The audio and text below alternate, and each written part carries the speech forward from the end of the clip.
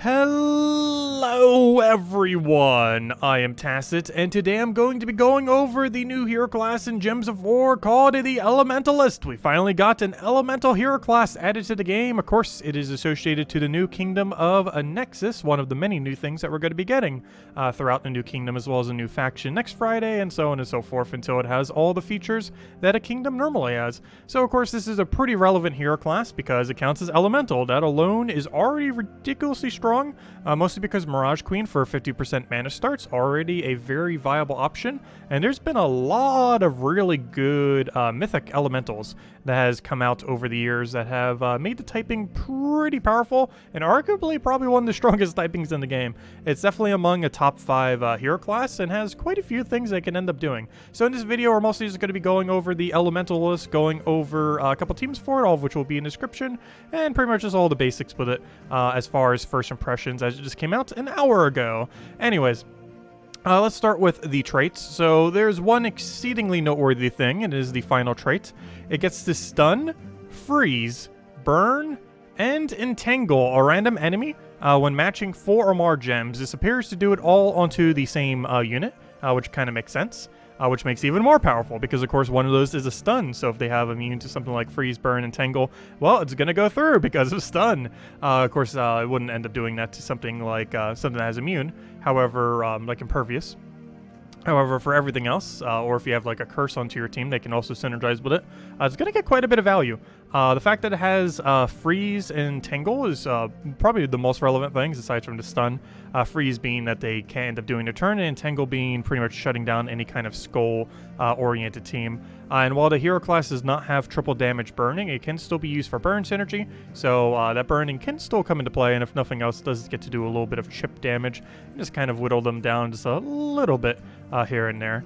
As far as the traits, for the first trait, you're generally going to go Snap Freeze for a freeze at start of battle. This, oddly enough, almost makes it better than Frost Mage. It does not have a natural half-mana start like Frost Mage, but this is almost a better freezer than the freezing hero class, which is kind of funny, because not only does it still have freeze at start of battle, but instead of just doing the freeze on its cast, it also has the entangle, the stun, the burn, and all that. So a lot of potential to be better than Frost Mage, but the lack of half-mana starts probably the biggest thing holding it back. In comparison, though, in many situations, will still be better than a Frost Mage. If you don't happen to go Snap Freeze, which 90% plus of the time you probably are, you would go for Stun whenever they hit you on skulls.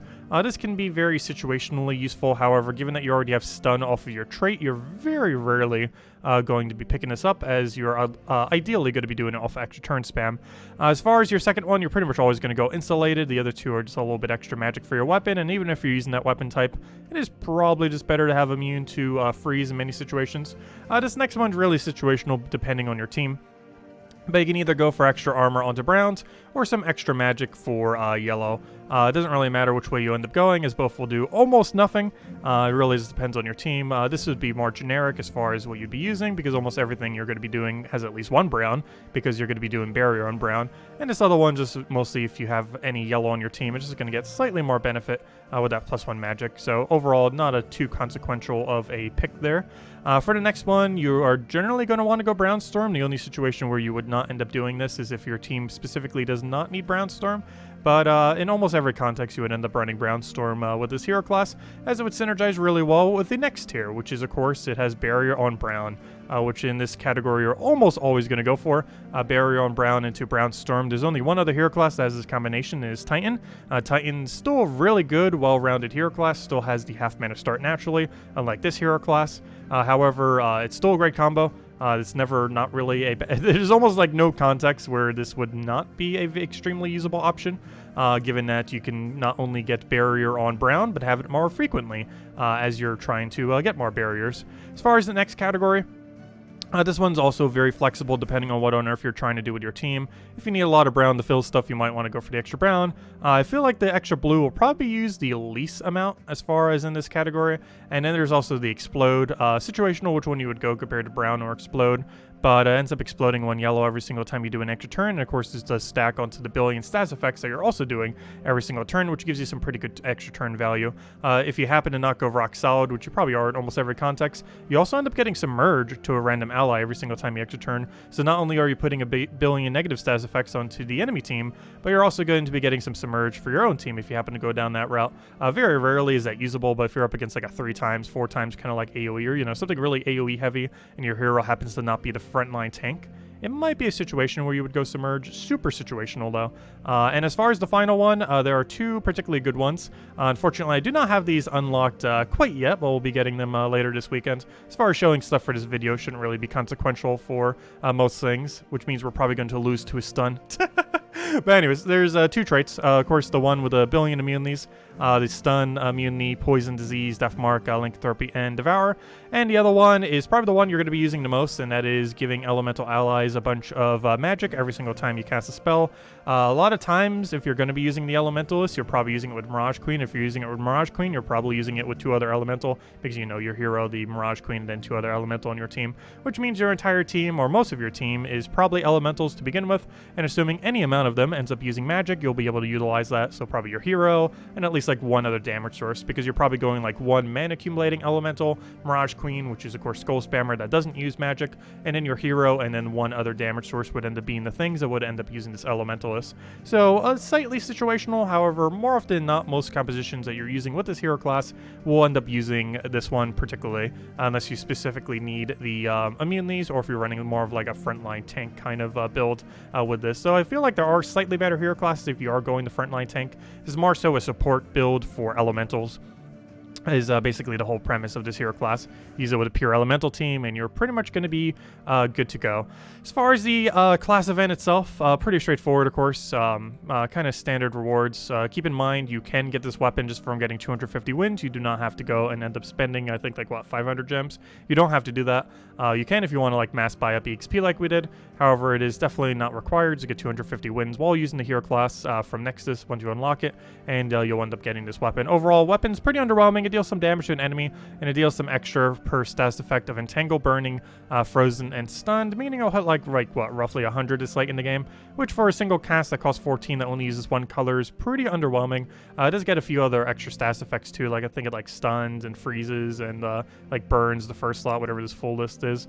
Overall, not really worth using, and just kind of average weapon, but hey, the Kingdom doesn't really have that many weapons to begin with at the moment, so if nothing else, another weapon for the very small pile, or lack thereof.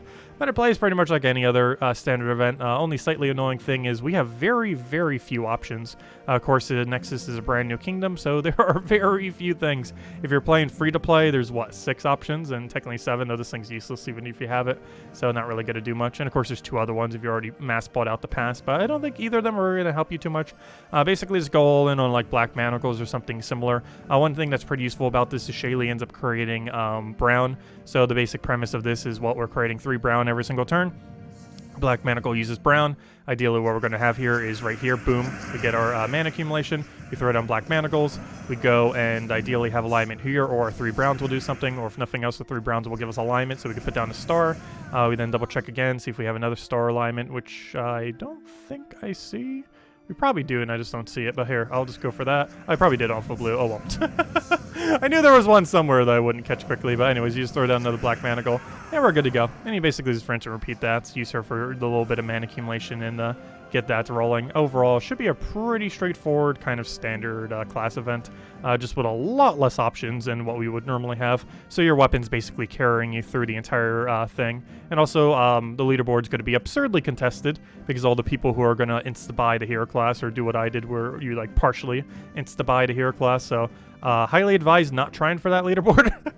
It is going to be so absurdly contested.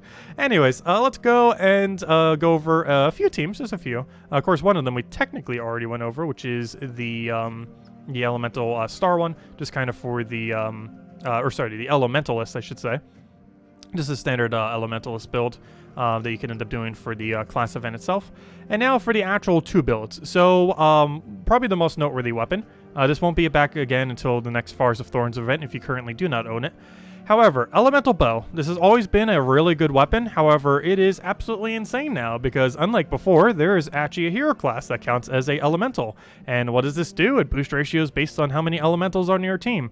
And this means you can finally have a hero class that now counts as a elemental for this Elemental Bow, making it even more broken than it already has been. So of course, Elemental is pretty strong typing, and the kind of team synergies you can get overall with Elemental Bow really solid, mostly because of how good it synergizes with Truffle. And as much as I'm not a huge fan of Sycorax, it does work really well in this context. You could technically double Truffle if you don't have the Sycorax. However, you kind of need something to feed the Brown into. It's not required, but it definitely would be helpful. So right here, unfortunately, we do not get full mana.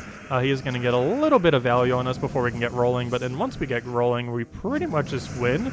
So we just won already. So we're going to go throw this down. We'll go get an Elemental Bow, which should hopefully not miss here. We end up getting a lot of value there. Almost end up missing, though. This just gives us Truffle, and, you know, we kind of just keep spamming mana until we don't feel like spamming mana anymore, until something misses, which is, at this point, going to be exceedingly unlikely. So you basically just rinse, repeat, and keep doing this until you win. It's a kind of like pseudo-infinite loop. I don't think it's like a true infinite, but it's basically going to do a premise similar to such due to its looping capability. Yeah, very strong. Mirage Queen's mostly just there to tank, of course, and also to have some durability. It has 33% reduction, can convert all those greens to Doom Skulls if you need a way to kind of like poke through them. So overall, pretty solid team. Not sure if it's going to be like ultra meta, but definitely a good like PvP option to mess around with. The likes of which is probably, I don't know, maybe it is among one of the better ones. Let's do it again. Let's see how it ends up doing. Here's an Infinite Queen Beatrix. Let's see if we can do against this. We do have free, so one thing that you don't necessarily have to worry about are Goblin teams or similar things like that. Those won't be as big of a factor because once you get your extra turn, plus the fact that you have Snap Freeze, you'll be good to go. And one nice thing too is it does have Stun. So unlike something like a Frost Mage where it's like, oh, you're going to run Freeze and then, oh no, they just cleanse it out. If you get that stunned, yeah, they won't have that cleanse anymore. So you can kind of do it that way and be good to go. So he's going to take a Skull here. He's going to get a Convert. We're kind of just denying his mana, which we also need to function. So we kind of get two things done at once. Probably should have aimed for Beatrix there just in case. However, as you can see now, it is now stunned, so we don't need to worry about it. It's also frozen, so now we really don't need to worry about it. And now we kind of just win with Infinite Loop. And that's basically just premise in a nutshell. You just get things rolling, get Truffle going, do Elemental Bow, Mirage Queen if we really feel like it here, have a big damage poke. And obviously you're generally not going to do that unless you're doing it for your finisher, which at that point it kind of was a finisher. And there we go. But yeah, it's as broken as you thought it would be. Elemental Bow with Elemental Hero class. Like, we already knew this was going to be insane. Just that fact. It doesn't even matter like anything else. Just the fact that it counts as Elemental is so ridiculously good on top of all the other things that it has going for it. So yeah, that's exceedingly solid. Definitely next time the Elemental Bow comes around on Forest of Thorns, super high priority pickup. It's always been a good weapon, but now it is a super ultra good weapon. So here's a bit of a cheaper build, same kind of premise of team, however made with much cheaper components. Forest Troll instead of that Mythic, which is way more obtainable. It's only an Epic. I do still have to use Truffle and Mirage Queen. They both are legends, however they are faction legends, which means they can always be targeted with Chaos Shards. So even though they are technically a legend in name, they're not actually legendary rarity. They're a lot easier to obtain since you can always focus them with Chaos Shards. It's basically almost like having an event key 24/7 for them, since you could target them from Amethyrax for King Gob Truffle and Sunken Fleet for the Mirage Queen. And of course, the main reason why Sunken Fleet's so useful, 50% elemental mana start. You also get to convert all the greens to a nice big damage poke. Here we're using War and Peace, which is a nice standard free weapon. You can use Black Manacles, whatever else you kind of want to use. I just did this just so we could leak a little bit of green into it, though Black Manacles would cover purple if nothing else. So kind of similar premise of team, however much cheaper to build than the previous one and does not require you to have the Mythic or the Elemental Bow, and does basically the same premise. So similar to how we get Sycorax up or something similar, we'd go for the Forest Troll here. Fortunately, a bit of a miss, mostly because of the lack of green on the board there. However, once we get Truffle going, that will kind of fix every issue. So we already have our War and Peace, which we could end up doing here. Unfortunately, a little bit of an Entangle. I do want to go pressure a bit of damage here, just because we are taking a lot of damage back. I kind of want to get Truffle all the way before we do something, so I'm going to take that over. Mirage Queen is probably going to die here, which I'm not sure we could do much about. He's going to Rope Dart us. He got the silence on the other thing. It looks like Truffle's going to solo the whole thing, which is definitely doable with this build. Truffle does Truffle things. You could technically even just double up on Truffle, but then at that point, what else would you replace? You'd almost have to replace the hero class. Double Truffles is so good. But as you can see, Truffle kind of just solos its way out. And of course, once you have it fully upgraded, every single time you take an extra turn off a board, that is an additional magic for Truffle. It's additional magic for War and Peace. It's additional magic for Elemental Bow. Speaking of which, we'll go do this one more time. But yeah, it's not something we can show right now, though. It's not going to make that big a difference because our stats are already so high. But it could definitely help, especially if you're doing it against harder content. But every single time we'd gain an extra turn when we would have this max. That's an extra magic for Elemental Bow. It's an extra magic for Truffle. Obviously, something like Sacrax and other mana accumulators don't really use it as much. He does use it for life gain, but, you know, it's not as important. It doesn't help us win any quicker. In the case of Mirage Queen, which you're going to be using in almost every Elemental build, well, definitely not required, but, you know, 50% start's pretty useful. He doesn't use anything off of magic, so it's kind of redundant there, but still good for all of your other options nonetheless. But anyways, ideally we have a good starting board here. Seems good enough. Unfortunately, we do have a freeze, and I do not currently have anti-freeze capabilities onto this team. The easiest way to do that is to set your metals accordingly and do it that way. There's one slight issue with this, I would guess, Elementalists in general would have, is that your team generally won't have much to counter stats effects, despite the fact that you can also do a billion stats effects to the enemy. So you kind of just have to hope that you go crazy before the enemy has the chance to really do anything. So right here, I'll probably just go for a poke on the hero. Unfortunately, we are frozen on all of that, and we did not land an extra turn on something else, and he ended up getting webbed there, so this is probably an instance where we're going to have to use Mirage Queen a little bit more, if it even survives. So right here, we do have alignment on it, so we are going to have to go for a nice big hit, and it kind of just wipes out everything. Elemental Bow still has its full amount of value, so we'll start doing the biggest threats. Let's see. Sakura, I wish you would get unfrozen already. Freeze is definitely doing a number on us right here, that is for sure. And it does look like it'll end up losing.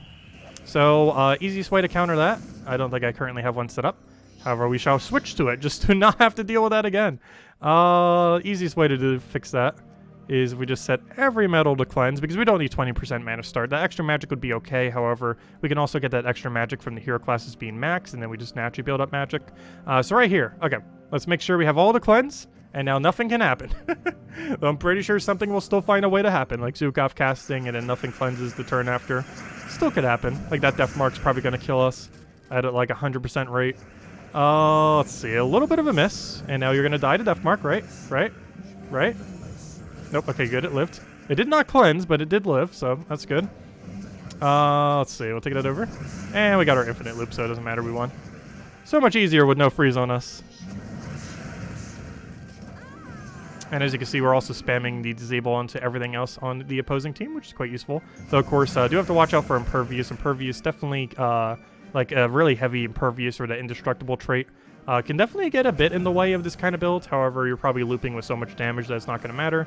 But if you are depending on the stats effects, you do have to be wary of those things that do have pretty much full immunity. There's not like too many builds that end up using a huge amount of them, but overall, really solid hero class. Highly advise messing around with this thing. Easily top 5 in the entire game. Biggest thing holding it back is not having a natural half-mana start, so it might be a little bit lower. Like, this was something that was a little bit bad about Monk and Sentinel and stuff like that. Like, they're really good hero classes, but they're held back a little bit by not having half-mana start. However, out of every single thing that has Barrier on Brown while not having a half-mana start, I'd probably say it is the strongest option out of any of them, even though all of them are still used for something rather unique overall. But yeah, definitely a great hero class to mess around with. Elemental builds are stronger than they have ever been. And of course, we'll be going over this a little bit more later today at noon Eastern Standard Time. We'll be kind of messing with the stream, mostly trying to not necessarily leaderboard, but, you know, making more progress on the class event, as well as messing with the class and trying some more teams. And of course, as our standard time that we do every single night, 8 p.m. Eastern Standard Time tonight, we will also be streaming again here on the channel and messing even further with it, as well as Guild Wars, since we still have that going on with the billion other things we've been having going on this week. But anyways, guys, if you still have any other questions, feel free to leave it in the comment section below. Best of luck with the hero class, and I will catch you guys later. Goodbye, everyone, and thanks for watching.